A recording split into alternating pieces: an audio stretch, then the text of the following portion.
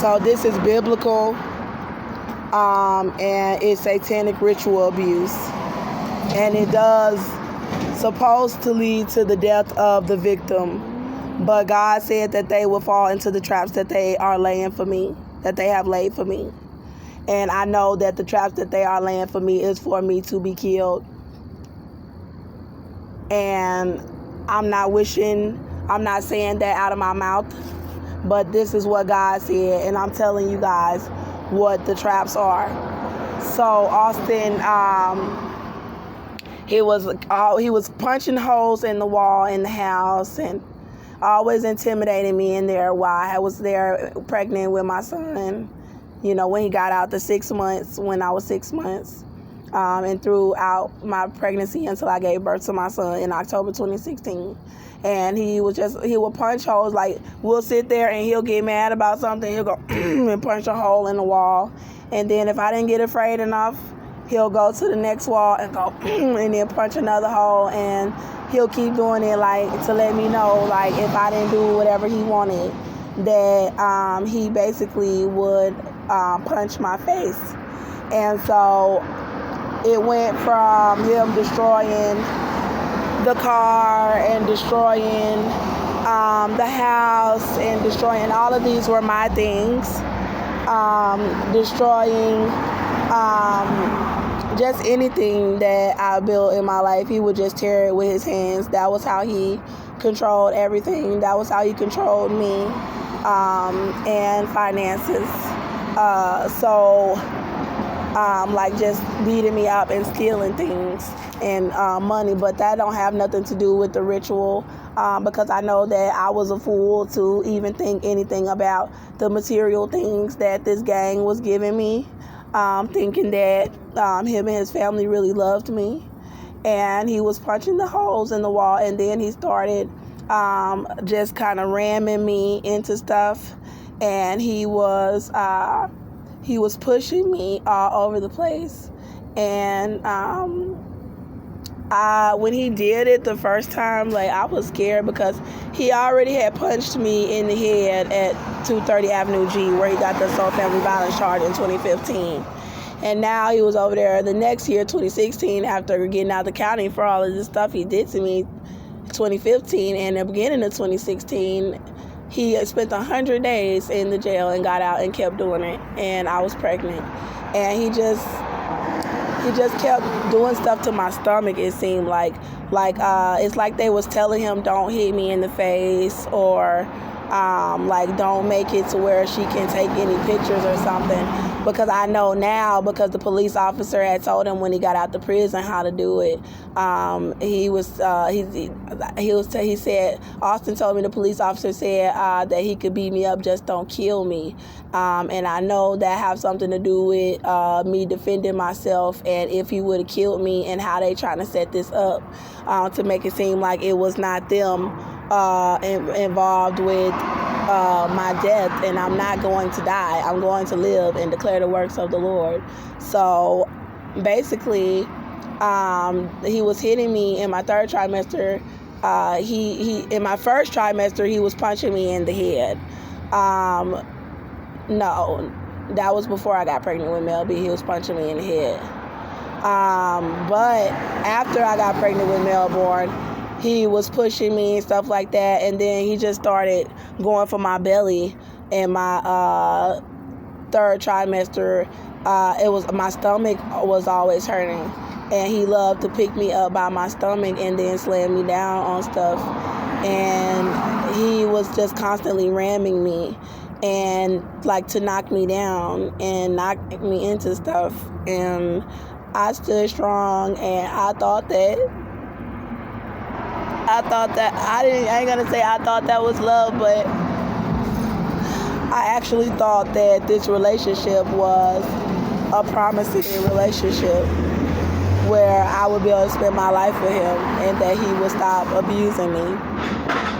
And so he kept going for my belly, and I kept going to the hospital because Melbourne had started moving very still, like he could have came out like a stillbirth, you know. But he wasn't a stillbirth. He was alive.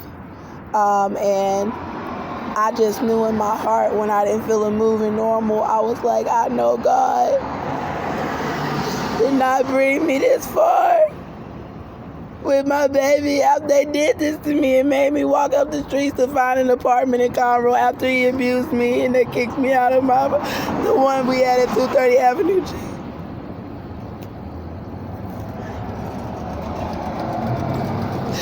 And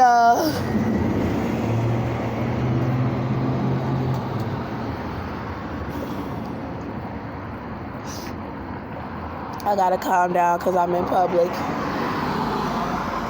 Well, people claim they don't know what's going on, these gang members. But anyway, these Satanists. But help me, God. He was hurting us. And Mel B stopped moving when he was doing that. Like, he wasn't moving the same, and I loved Mel B. We were so in love, even in my belly. My baby, he would move to my hand. He move over here, he move over there. He did that ever since I was 3 or 4 months pregnant with him. I felt Melbourne moving the moment Austin put him in me. When I got pregnant by him, I knew when I kept sleeping, I was like, I'm going to pray for a baby, but I feel like I'm fertilizing here. And Melbourne was the most beautiful baby. And I was trying to protect him because he was so beautiful from them. And they pedophiles, all of them, because of the spirit of the demonic possession that went in them when they took that oath to denounce Jesus Christ in righteousness. But let me stop crying so I can finish telling y'all about the trying to make Mel be a stillborn. So when my baby was not moving the same in my stomach, it was when Austin got out of that county jail, that rape charge.